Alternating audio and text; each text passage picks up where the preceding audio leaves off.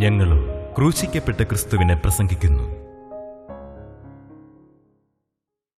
ദൈവ തിരുനാമത്തിന് മഹത്വം ഉണ്ടാകട്ടെ. 91 സങ്കീർത്തനം 3 വാക്യം നമുക്ക് ആദ്യം വായിച്ചു കേൾക്കാം. 91 സങ്കീർത്തനം 3 വാക്യം. അവൻ നിന്നെ വേട്ടക്കാരൻ്റെ കെണിയിൽ നിന്നും നാശകരമായ മഹാമാരിയിൽ നിന്നും വിടുവിക്കും. അവൻ നിന്നെ, ദൈവം നിന്നെ വേട്ടക്കാരൻ്റെ കെണിയിൽ നിന്നും നാശകരമായ മഹാമാരിയിൽ നിന്നും വിടുവിക്കും. ആരെയാണ് വിടുവിക്കുന്നത്? എല്ലാവരെയും വിടുവിക്കുകയില്ല. ആരെയാണ് കെണിയിൽ നിന്ന് വിടുവിക്കുന്നത് എന്ന് സംഗീതക്കാരൻ വ്യക്തമായിട്ട് ധ്യാനിക്കുന്നു. ആരെയാണ്? 1-2 വാക്യങ്ങൾ വായിക്കാം. അത്യുന്നതൻ്റെ മറവിൽ വസിക്കുകയും അത്യുന്നതൻ്റെ മറവിൽ വസിക്കുകയും സർവശക്തൻ്റെ നിഴലിൻ കീഴിൽ പാർക്കുകയും ചെയ്യുന്നവൻ. സർവശക്തൻ്റെ നിഴലിൻ കീഴിൽ പാർക്കുകയും ചെയ്യുന്നവൻ. യഹോവയെക്കുറിച്ച് അവൻ എൻ്റെ സങ്കേതവും കോട്ടയും. ദൈവം, യഹോവ ദൈവം എൻ്റെ സങ്കേതവും കോട്ടയും, ഞാൻ ആശ്രയിക്കുന്ന എൻ്റെ ദൈവമെന്ന് പറയുന്നു.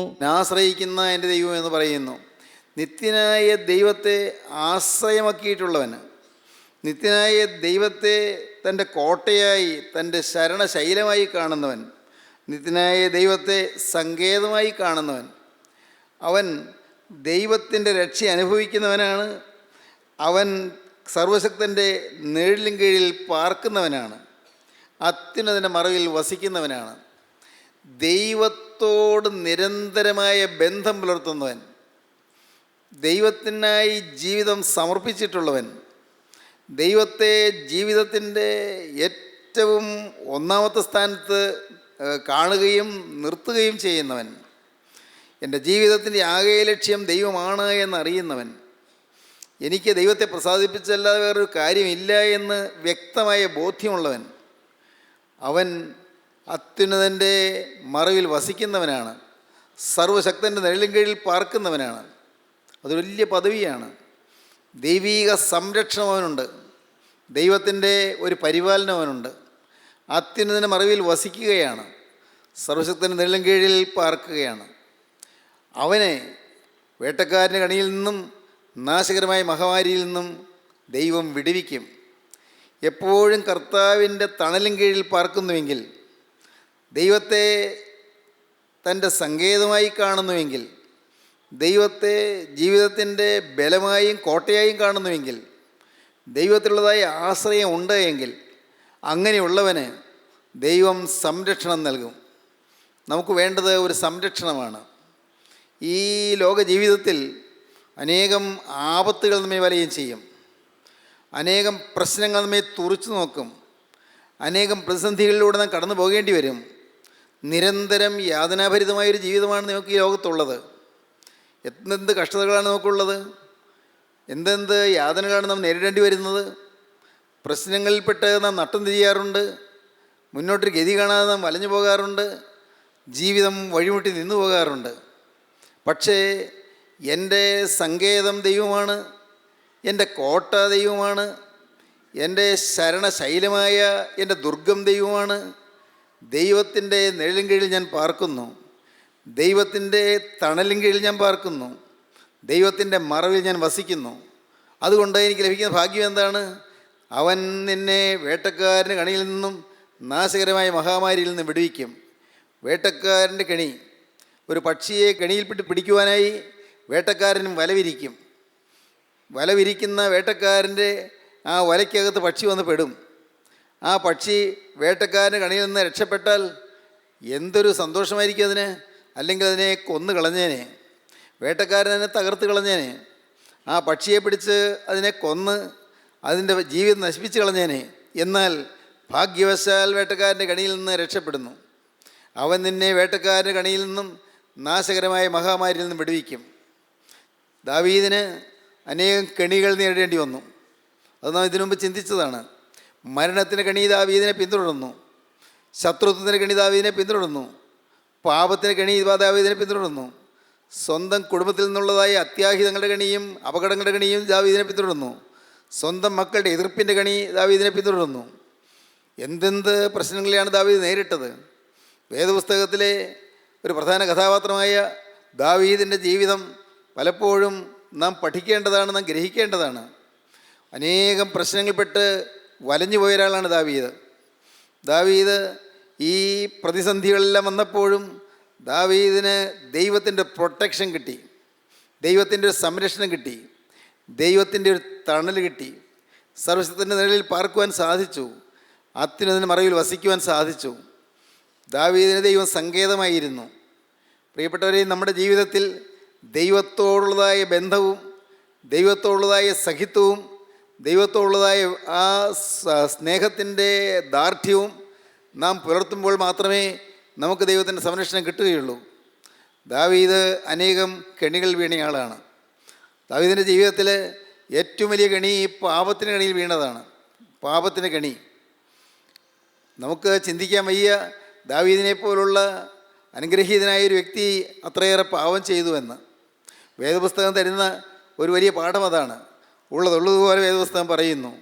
ആരെയും നീതീകരിക്കുന്നില്ല, ആരെയും മറയ്ക്കുന്നില്ല, ആരുടെയും പാപം മറച്ചു വയ്ക്കുന്നില്ല, എല്ലാം തുറന്നു കാണിക്കുകയാണ് വേദപുസ്തകം. ദാവീദ് അനുഗ്രഹീത പുരുഷനായിരുന്നു. പക്ഷേ ദാവീദിൻ്റെ ജീവിതത്തിൽ ചില വ്യക്തമായ പാപങ്ങൾ വന്നുപോയി. അത് ദൈവത്തിൻ്റെ പരിശുദ്ധാത്മാവ് ചൂണ്ടിക്കാണിക്കുകയാണ്. കാരണം ദൈവത്തിൻ്റെ വചനത്തിന് മായമില്ല, ദൈവത്തിൻ്റെ വചനത്തിന് മാറ്റമില്ല. വചനം കൃത്യമാണ്. ദൈവത്തിന് സ്തോത്രം. നമ്മുടെ ജീവിതത്തിലും ദൈവം എല്ലാം നമുക്ക് മനസ്സിലാക്കി തരുന്നു. നമ്മുടെ ജീവിതത്തിൽ നിന്ന് പോയ പാപങ്ങൾ കർത്താവ് കാണിച്ചു തരുന്നു, നമ്മുടെ ജീവിതത്തിൽ നിന്ന് പോയ അബദ്ധങ്ങൾ കർത്താവ് കാണിച്ചു തരുന്നു, നമുക്കൊന്ന് പോയ അവിവേകങ്ങൾ കർത്താവ് കാണിച്ചു തരുന്നു, നമ്മുടെ ജീവിതത്തിൽ നിന്ന് പോയ ഭയങ്കരമായ വീഴ്ചകൾ കർത്താവ് കാണിച്ചു തരുന്നു. എന്തിന്? ദൈവം നമ്മെ ഉപേക്ഷിക്കാനല്ല, നമ്മെ കരയേറ്റാനാണ്. ദാവീദിന് കിട്ടിയ ഭാഗ്യം അതാണ്. ദാവീദിൻ്റെ അടുക്കൽ ദൈവത്തിൻ്റെ പരിശുദ്ധാത്മാവിൻ്റെ വചനവുമായി നാഥാൻ പ്രവാചകൻ കടന്നു ചെന്നു. വലിയൊരു കെണിയിൽ നീ പെട്ടിരിക്കുന്നെന്ന് നാഥാൻ പ്രവാചകൻ ദാവീദിന് പറഞ്ഞു കൊടുത്തു. പ്രവാചകൻ ചെന്നു. പ്രവാചകൻ ദാവീദിന് പ്രബോധനം നൽകി. ദൈവത്തിൻ്റെ പ്രവാചകൻ്റെ നാവിൽ കൂടി വന്ന് വചനം ദാവീദിനെ ഉണർത്തി. അയ്യോ, ഞാൻ പാപം ചെയ്തു പോയി എന്ന് പറഞ്ഞ് കരയുവാൻ ദാവീദിൻ്റെ ഹൃദയത്തെ ദൈവത്തിൻ്റെ വചനം ഉണർത്തി. ദാവീദിൻ്റെ ഹൃദയത്തെ കീറി പിളർന്നു. ദാവീദിൻ്റെ ഉള്ളു നുറുകി കരഞ്ഞു. ദാവീദ് ദൈവത്തിന് കരുണയ്ക്ക് വേണ്ടി യാചിച്ചു. പാപത്തിൻ്റെ കെണിയിൽ നിന്ന് ദാവീദ് രക്ഷപ്പെട്ടു. ദൈവം പാവം ക്ഷമിച്ചു കൊടുത്തു. പാവം ക്ഷമിച്ചു കൊടുത്തപ്പോൾ ദാവീദ് പാടിയ സങ്കീർത്തനമാണ് 32-ാം സങ്കീർത്തനം. ലംഘനം ക്ഷമിച്ചും പാപം മറച്ചും കിട്ടിയവൻ ഭാഗ്യവാൻ. യഹോവ അകൃത്യം കണക്കിടാതെയും ആത്മാവിൽ കപടമില്ലാതെ ഇരിക്കുന്ന മനുഷ്യൻ ഭാഗ്യവാൻ. ആത്മാവിൽ കപടമില്ലാതിരിക്കുക, കാപട്യമില്ല. ലംഘനം ക്ഷമിച്ചു കിട്ടി, പാപം മറച്ചു കിട്ടി. എന്തൊരു ഭാഗ്യം! ദാവീദ് പറയുകയാണ്, ലംഘനം ക്ഷമിച്ചും പാപം മറച്ചും കിട്ടിയവൻ ഭാഗ്യവാൻ. ഒരു സമയം വരെയും ഞാൻ എൻ്റെ പാപം മറച്ചു വെച്ചുകൊണ്ടിരുന്നു, എൻ്റെ പാപം ഞാൻ തന്നെ ഒളിച്ചു വെച്ചുകൊണ്ടിരുന്നു, ഞാൻ പാപം ഏറ്റു പറയാൻ തയ്യാറല്ലായിരുന്നു. ദാവീദ് പറയുകയാണ്, എൻ്റെ ഉള്ളപ്പോൾ ഞരങ്ങിപ്പോയി. 32-ാം സങ്കീർത്തനം ആദ്യത്തെ വാക്യങ്ങൾ നമുക്ക് വായിക്കാം. 32-ാം സങ്കീർത്തനം ആദ്യത്തെ വാക്യങ്ങൾ. ലംഘനം ക്ഷമിച്ചും പാപം മറച്ചും കിട്ടിയവൻ ഭാഗ്യവാൻ. യഹോവ അകൃത്യം കണക്കിടാതെയും ആത്മാവിൽ കപടമില്ലാതെയും ഇരിക്കുന്ന മനുഷ്യൻ ഭാഗ്യവാൻ. ഞാൻ മിണ്ടാതെയിരുന്നപ്പോൾ നിത്യമായ ഞരക്കത്താൽ എൻ്റെ അസ്ഥികൾ ക്ഷയിച്ചുപോയി. രാവും പകലും നിൻ്റെ കൈ എൻ്റെ മേൽ ഭാരമായിരുന്നു. എൻ്റെ മജ്ജ വേനൽക്കാലത്തിലെ ഉഷ്ണത്താൽ എന്ന പോലെ വറ്റിപ്പോയി. ഞാൻ എൻ്റെ പാപം നിന്നോട് അറിയിച്ചു, എൻ്റെ അകൃത്യം മറച്ചതുമില്ല. ഞാൻ എൻ്റെ പാപം നിന്നോട് അറിയിച്ചു, എൻ്റെ അകൃത്യം മറച്ചതുമില്ല. ഞാൻ വായി തുറക്കാതിരുന്നു, ഞാൻ മിണ്ടാതിരുന്നു, ഞാൻ തുറന്നു പറയാതിരുന്നു, ഞാൻ പാപം ഏറ്റു പറയാതിരുന്നു. അപ്പോഴാണ് എൻ്റെ മജ്ജ വറ്റിപ്പോയതുപോലെ എനിക്ക് തോന്നി. ഒന്നുകൂടെ വായിക്കാം, 2-ാം വാക്യം മുതൽ. യഹോവ അകൃത്യം കണക്കിടാതെയും ആത്മാവിൽ കപടമില്ലാതെയും ഇരിക്കുന്ന മനുഷ്യൻ ഭാഗ്യവാൻ. ഞാൻ മിണ്ടാതെയിരുന്നപ്പോൾ ഞാൻ മൗനമായിരുന്നു, പാപം ഏറ്റു പറഞ്ഞില്ല. പാപം ഏറ്റു പറയാതെ ഞാൻ മറച്ചു വെച്ചുകൊണ്ടിരുന്നപ്പോൾ, ഞാൻ മിണ്ടാതെയിരുന്നപ്പോൾ നിത്യമായ ഞരക്കത്താൽ എൻ്റെ അസ്ഥികൾ ക്ഷയിച്ചുപോയി. നിത്യമായി ഞരക്കം എന്നെ പിടികൂടി. എനിക്ക് വലിയ വേദനയായി. പാപം ഞാൻ ഏറ്റു പറഞ്ഞ് ഉപേക്ഷിച്ചില്ല, പാപം തുറന്നു പറഞ്ഞില്ല, എനിക്ക് തെറ്റുപറ്റിപ്പോയി എന്ന് പറയാൻ ഞാൻ വിനയപ്പെട്ടില്ല. അയ്യോ, ഞാൻ എന്ത് അബദ്ധത്തിലാണ് വീണതായെന്ന് എനിക്ക് തോന്നിയില്ല. ഞാൻ പാവം ഏറ്റു പറയാതെ ഞാൻ മിണ്ടാതിരുന്നപ്പോൾ നിത്യമായ ഞരക്കത്താൽ എൻ്റെ അസ്ഥികൾ ക്ഷയിച്ചുപോയി. രാവും പകലും നിൻ്റെ കൈ എൻ്റെ മേൽ ഭാരമായിരുന്നു. ഈ വലിയ കണിയിൽപ്പെട്ട് ഞാൻ കിടന്നപ്പോൾ രാവും പകലും നിൻ്റെ കൈ എൻ്റെ മേൽ ഭാരമായിരുന്നു. നിൻ്റെ വചനം എന്നെ വീണ്ടും വീണ്ടും തേടി വന്നുകൊണ്ടിരുന്നു. ദൈവത്തിൻ്റെ കൈ, ദൈവത്തിൻ്റെ വചനമാണ്. നിൻ്റെ കൈ എൻ്റെ മേൽ ഭാരമായിരുന്നു. വചനം കേൾക്കുമ്പോൾ ഭാരം, വചനത്തോട് അടുക്കാൻ പേടി, വചനത്തിൽ നകന്നു പോകുന്നു, വചനം പറയുന്നവരിൽ നകന്നു പോകുന്നു. ദാവീദിൻ്റെ വചനം പറയുന്നവരെ മാനമില്ലാതാകുന്നു. എന്താണ് കാരണം? പാപം ഒളിച്ചു വയ്ക്കുന്നു, പാപം തുറന്നു പറയാൻ തയ്യാറല്ല. നമ്മുടെ ജീവിതത്തിൽ അത് കാണാം. ചിലർ ആത്മീയമായ ജീവിതത്തിൽ നല്ല മുന്നേറ്റം ഉണ്ടായിരുന്നവർ ഏതെങ്കിലും പാവം വന്നു കഴിയുമ്പോൾ കൂട്ടായ്മയിൽ നിന്ന് തന്നെ മാറും. പാവം വന്നു കഴിയുമ്പോൾ ദൈവമക്കളുടെ മുമ്പിൽ നിന്ന് മാറും. ദൈവമക്കളുടെ അരികത്ത് വരാൻ തയ്യാറല്ല, ദൈവമക്കളോട് മിണ്ടാൻ തയ്യാറല്ല. ഏതോ ഒരു പേടി വരെ ബാധിക്കുന്നു, ഏതോ ഒരു ആശങ്ക, ഏതോ ഒരു ഭയം. കടന്നു വരാൻ ധൈര്യമില്ല, മുഖത്ത് നോക്കാൻ ധൈര്യമില്ല, തുറന്നു പറയാൻ ധൈര്യമില്ല. ആരെയും പേടിക്കേണ്ട ആവശ്യം ഉണ്ടായിട്ടല്ല, ഏതോ ഒരു അകൽച്ച. ആ അകൽച്ച ഉണ്ടാക്കുന്ന പിശാചാണ്. ദാവീദ് തുറന്നു പറയാതിരുന്നപ്പോൾ മജ്ജ വറ്റിപ്പോയി എന്നാണ് പറയുന്നത്, അസ്ഥി ഉണങ്ങിപ്പോയി എന്നാണ് പറയുന്നത്. അങ്ങ് അസ്ഥി പിളർന്നു പോകുന്ന പോലത്തെ വേദന. ദൈവത്തിൻ്റെ കരുണയാണ് ആ വേദന നൽകിയത്. ദൈവത്തിൻ്റെ കൃപയാണ് പാപം ഏറ്റുപറയാതിരുന്നപ്പോൾ ശരീരത്തിൽ ആ വേദന അനുഭവിക്കാനിടയായത്. അതെല്ലാം ഭാഗ്യമായിപ്പോയി. ദാവീദ് ഏതാണ്ട് ഒരാണ്ട് കാലം മുഴുവനും പാവം ഏറ്റുപറയാതെ ഒളിച്ചു വെച്ചുകൊണ്ടിരുന്നു. ദാവീദിന് വേണമെങ്കിൽ പാവം ഏറ്റു പറയാമായിരുന്നു. പക്ഷേ ദാവീദിന് ചില ന്യായീകരണങ്ങളുണ്ടായിരുന്നു. ദാവീദിൻ്റെ ന്യായീകരണങ്ങൾ മാനുഷികമായ ന്യായീകരണങ്ങളായിരുന്നു. പാപം ചെയ്തു കഴിഞ്ഞാൽ സംഭവിക്കാവുന്നൊരു അപകടം ന്യായീകരണം വരും. ഇന്ന കാരണം കൊണ്ടല്ലേ എനിക്ക് പാപം വന്നത്, എനിക്ക് ഇന്ന ആൾ ഇങ്ങനെ പെരുമാറിയതുകൊണ്ടല്ലേ എനിക്ക് പാപം വന്നത്, ഇന്നയാൾ എന്നോട് ഇങ്ങനെ സംസാരിച്ചുകൊണ്ടല്ലേ എനിക്ക് പാപം വന്നത്. എൻ്റെ ജീവിതത്തിൽ പാപം വന്നു, ശരിയാണ്, എനിക്ക് തോന്നുന്നുണ്ട്, പാപം വന്നു തോന്നുന്നുണ്ട്. പക്ഷേ എന്നോട് സംസാരിച്ച രീതി, എന്നോട് പെരുമാറിയ രീതി, അത് ഞാൻ എങ്ങനെ വഹിക്കും? അതുകൊണ്ട് എനിക്ക് നീരസം വന്നുപോയി, അതുകൊണ്ട് എനിക്ക് കോപം വന്നുപോയി. എൻ്റെ ഭാര്യ എന്നോട് അനുസരണക്കേട് കാണിക്കുകയും ധിക്കാരം കാണിക്കുകയും ചെയ്തപ്പോൾ എനിക്ക് ദേഷ്യം വന്നുപോയി. എൻ്റെ ഭർത്താവ് എന്നെ സ്നേഹിക്കാതെ, എന്നെ കരുതാതെ ഇരുന്നപ്പോൾ എനിക്ക് നീരസവും കയ്പും വന്നുപോയി എന്നിങ്ങനെ പറയുന്ന ആളുകളുണ്ട്. ദാവീദിന് ന്യായീകരണങ്ങളുണ്ടായിരുന്നു. ദാവീദിൻ്റെ ന്യായീകരണം ദൈവസന്നിധിയിൽ വില പോകുന്നതല്ലായിരുന്നു. മനുഷ്യൻ്റെ ന്യായീകരണങ്ങളൊന്നും ദൈവസന്നിധിയിൽ വിലയുള്ളതല്ല. ദാവീദ് അവസാന ന്യായീകരണങ്ങളെല്ലാം താഴെ വെച്ചു. വായിക്കുന്നത് അങ്ങനെയാണ്: ഞാൻ മിണ്ടാതിരുന്നപ്പോൾ നിത്യമായ ഞരക്കത്താൽ എൻ്റെ അസ്ഥികൾ ക്ഷയിച്ചുപോയി. രാവും പകലും നിൻ്റെ കൈ എൻ്റെ മേൽ ഭാരമായിരുന്നു. എൻ്റെ മജ്ജ വേനൽക്കാലത്തിലെ ഉഷ്ണത്തലെന്നപോലെ പറ്റിപ്പോയി. 5-ാം വാക്യം: ഞാൻ എൻ്റെ പാപം നിന്നോട് അറിയിച്ചു, എൻ്റെ അകൃത്യം മറച്ചതുമില്ല. എൻ്റെ ലംഘനങ്ങളെ യഹോവയോട് ഏറ്റുപറയുമെന്ന് ഞാൻ പറഞ്ഞു. അപ്പോൾ നീ എൻ്റെ പാപത്തിൻ്റെ കുറ്റം ക്ഷമിച്ചു തന്നു. ദൈവത്തിന് സ്തോത്രം. ദാവീദ് പറയുകയാണ്, തുറന്നു പറയുകയാണ്, ഞാൻ എൻ്റെ പാപം നിന്നോട് അറിയിച്ചു. എൻ്റെ കർത്താവേ, എൻ്റെ പാപം ഞാൻ തുറന്നു. കെണിയിൽപ്പെട്ട് നശിക്കുമായിരുന്നു ഞാൻ എൻ്റെ പാപം തുറന്നു പറഞ്ഞു. അയ്യോ, തെറ്റുപറ്റിപ്പോയി എന്ന് പറഞ്ഞു. യഹോവയോട് ഞാൻ പാപം ചെയ്തു പോയി എന്ന് പറഞ്ഞു. പ്രവാചകനാണ് കേട്ടത്, പക്ഷേ നിത്യനായ ദൈവത്തോടാണ് പറഞ്ഞത്. പ്രവാചകൻ കേൾക്കേ പറഞ്ഞു, ദാവീദ് പറഞ്ഞു, യഹോവയോട് ഞാൻ പാപം ചെയ്തു പോയി. യോ, ഞാൻ പാപം ചെയ്തു പോയി എന്ന് പറഞ്ഞ് ദാവീദ് കരയുകയാണ്. ദാവീദ് സിംഹാസനത്തിന് താഴെ ഇറങ്ങിയിരുന്നു. ദാവീദ് വിനയപൂർവ്വം താഴെ ഇരുന്നു കൊണ്ട് ദാവീദ് കൂപ്പയ്യോടെ പ്രവാചകനോട് പറഞ്ഞു, അയ്യോ, എനിക്ക് പാപം വന്നുപോയി എന്ന്. ദാവീദ് സങ്കടത്തോടെ പറഞ്ഞു. ദാവീദ് ഏങ്ങലടിക്കാൻ തുടങ്ങി. ദാവീദ് ഇരുന്ന് കരയാൻ തുടങ്ങി. ദൈവത്തിന് സ്തോത്രം. ഞാൻ എൻ്റെ പാപം നിന്നോട് അറിയിച്ചു, എൻ്റെ അകൃത്യം മറച്ചതുമില്ല. എൻ്റെ ലംഘനങ്ങളെ യഹോവയോട് ഏറ്റു പറയുമെന്ന് ഞാൻ പറഞ്ഞു. എല്ലാം ഒന്നും ഏറ്റു പറഞ്ഞില്ല. ഇനി കർത്താവേ, ഞാൻ ഓരോന്നോരോന്ന് ഞാനൊന്ന് ഓർത്തു നോക്കട്ടെ. എൻ്റെ ജീവിതത്തിൽ എന്തെല്ലാമാണ് സംഭവിച്ചു പോയത്. ഞാൻ ഇതുവരെയും ഞാൻ മനഃപൂർവ്വം അത് മറച്ചു വെച്ചു.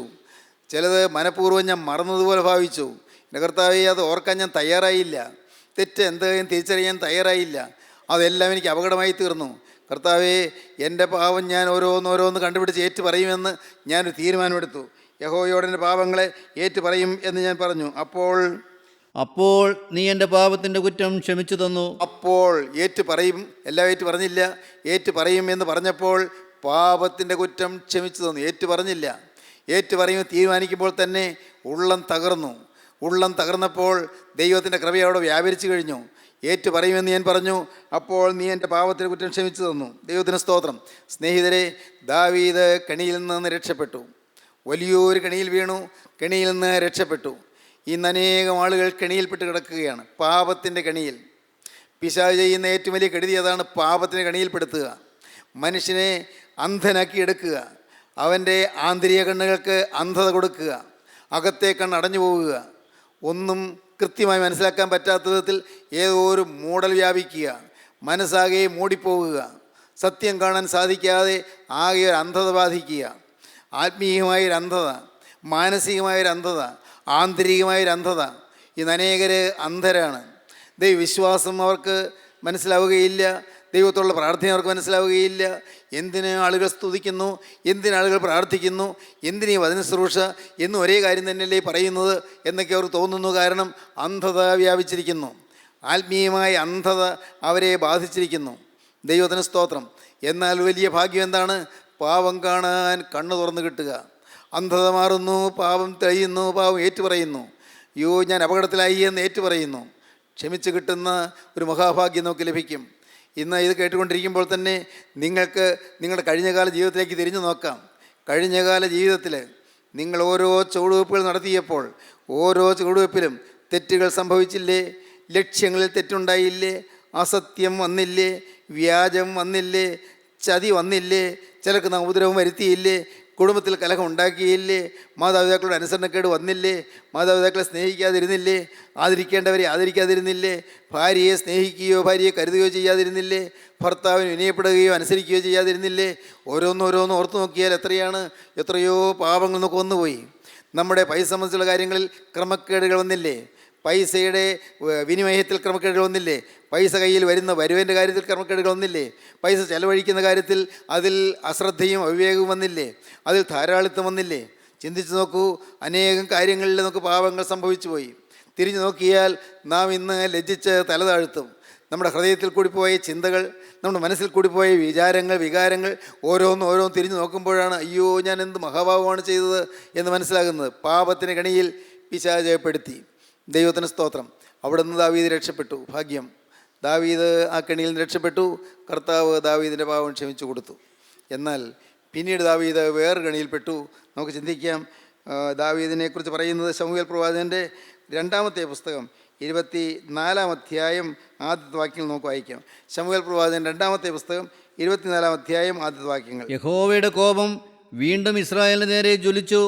നീ ചെന്ന് ഇസ്രായേലിനെയും യഹൂദായെയും എണ്ണുക എന്നിങ്ങനെ അവർക്ക് വിരോധമായി ദാവീദിന് തോന്നിച്ചു. ദാവീദിന് ഒരു തോന്നലുണ്ടായി. എന്താണ് തോന്നൽ? നീ ചെന്ന് ഇസ്രായേലിനെയും യഹൂദയെയും എണ്ണുക. ഒരു സെൻസസ് എടുക്കുക. ഒരു തെറ്റുമില്ല. സെൻസ് എടുക്കുന്ന പാവമൊന്നും അല്ലല്ലോ. ദാവീദിനൊരു തോന്നൽ, ആളുകൾ എത്രയുണ്ട്, എൻ്റെ കൂടെ എത്ര പേരുണ്ട്, എൻ്റെ കൂടെ എത്രത്തോളം ആളുകളുണ്ട്. ഇപ്പോൾ വലിയൊരു സമൂഹം, ഇസ്രായേലും യഹൂദയുമായി വലിയൊരു സമൂഹം എൻ്റെ അനുയായികളായിട്ടുണ്ട്. എൻ്റെ രാജ്യത്വം അംഗീകരിക്കുന്നവരായിട്ടുണ്ട്. അത് എത്ര പേരുണ്ട്? ഒന്ന് എണ്ണണമെന്ന് ദാവീദിന് തോന്നിച്ചു എന്നാണ്. എന്നാൽ അത് എങ്ങനെയാണ് ആ തോന്നലുണ്ടായത് എന്ന് കാണണമെങ്കിൽ ദിനവൃത്താന്ത പുസ്തകം വായിക്കണം. 1 ദിനവൃത്താന്തം 21-ാം അധ്യായത്തിൻ്റെ ആദ്യ വാക്യം വായിക്കാം. അനന്തരം സാത്താൻ ഇസ്രായേലിന് വിരോധമായി എഴുന്നേറ്റ് ഇസ്രായേലിനെ എണ്ണുവാൻ ദാവീദിന് തോന്നലുണ്ടാക്കിയത് സാത്താനാണ്.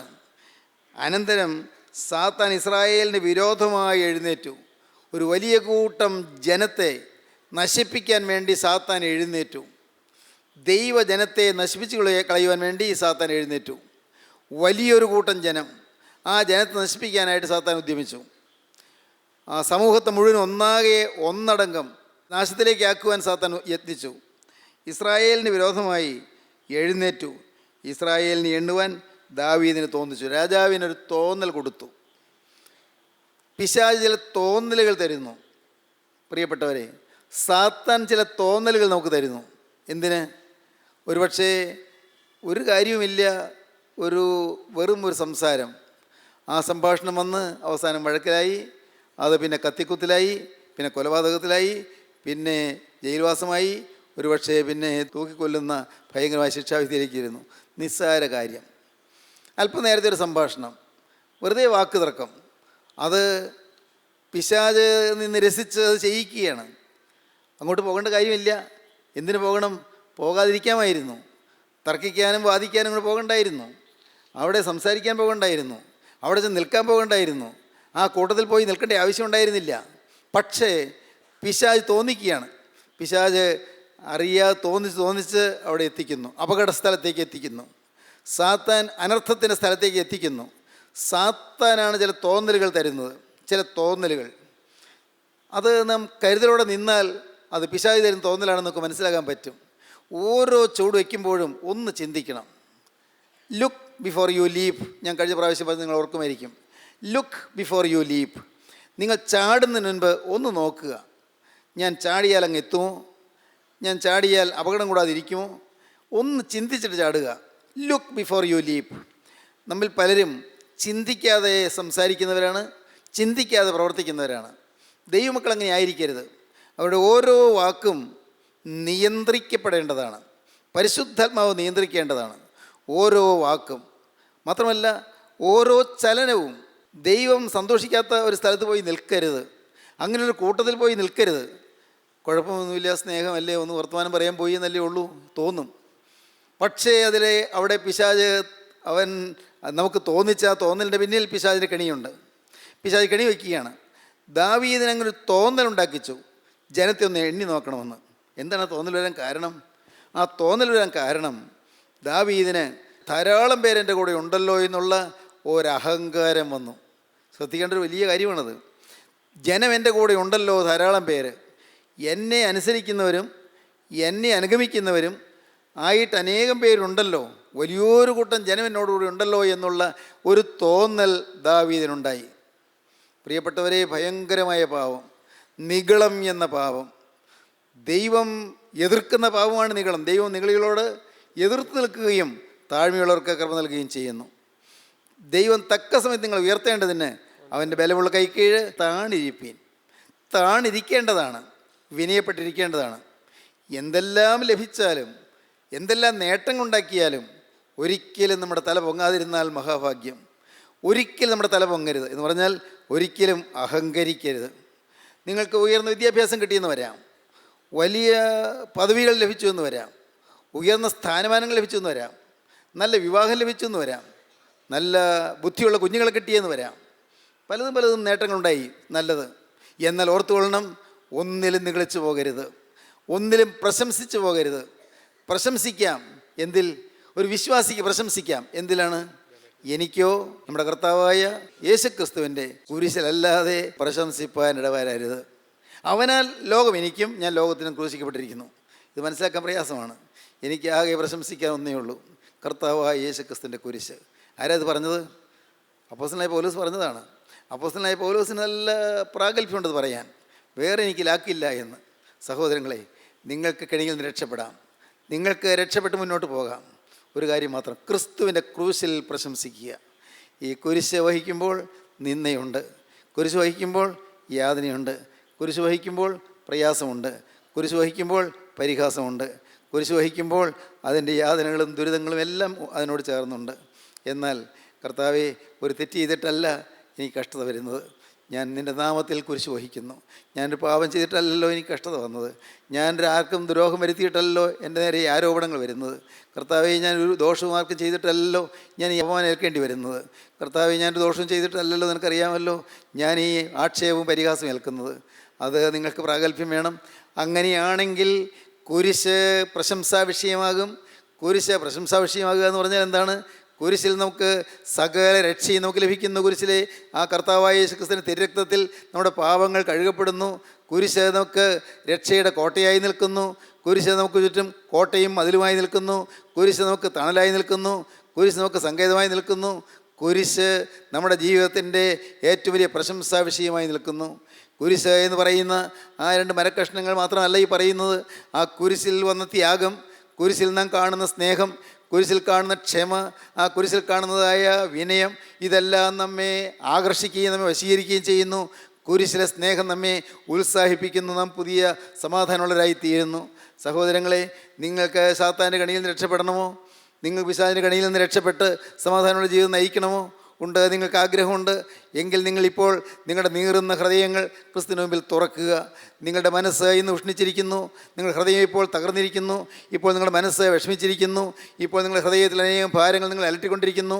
ഇപ്പോൾ നിങ്ങൾ കർത്താവിനോട് പറയൂ, കർത്താവേ, എൻ്റെ ജീവിതത്തിലെ യാതനകളും ദുരിതങ്ങളും പ്രയാസങ്ങളും പ്രശ്നങ്ങളുമായി ഞാൻ വീർപ്പുമുട്ടുന്നു. കർത്താവേ, ഞാൻ വിതുമ്പിക്കൊണ്ടിരിക്കുന്നു. എൻ്റെ പ്രശ്നം കാണാൻ എനിക്ക് ആരുമില്ല. ഞാൻ ഒറ്റപ്പെട്ടു പോയിരിക്കുന്നു, ഞാൻ ഏകാഗിയായിരിക്കുന്നു. എൻ്റെ വേദന കാണാൻ എനിക്ക് ആരുമില്ല.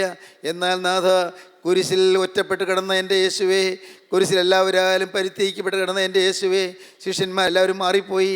ഏറ്റവും പ്രിയ ശിഷ്യനായിരുന്ന സെൻറ്റ് പീറ്റർ പത്രോസ്ലീഹ പോലും ഇവനെ അറിയുന്നില്ല എന്ന് തള്ളി പറഞ്ഞു.